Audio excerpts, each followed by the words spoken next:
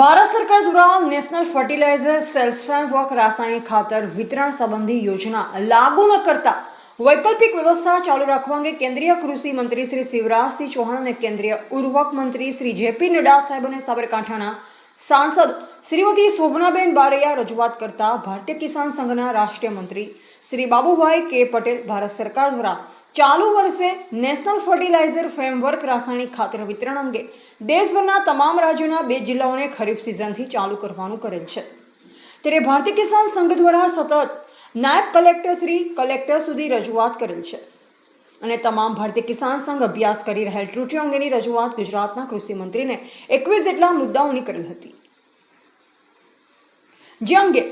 આજરોજ રાષ્ટ્રીય મંત્રી શ્રી બાબુભાઈ કે પટેલ દ્વારા કેન્દ્ર સરકારના કૃષિ મંત્રી શ્રી શિવરાજસિંહ ચૌહાણ સાહેબ અને કેન્દ્રના ઉર્વક મંત્રી શ્રી જેપી નડ્ડા સાહેબને સંબોધી પત્ર તેમજ સાબરકાંઠાના સાંસદ શ્રીમતી શોભનાબેન બારૈયાના નિવાસ સ્થાને જ રૂબરૂ જઈ જે આ યોજના ચાલુ કરેલ છે તેનો સંપૂર્ણ અભ્યાસ કરેલ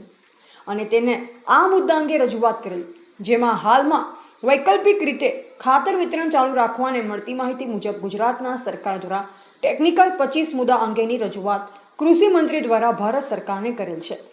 તો જે મુશ્કેલીનો ઉકેલ લાવવા માટે હાલમાં વૈકલ્પિક વ્યવસ્થા ચાલુ રહે તેવી ભારતીય કિસાન સંઘની લાગણી છે।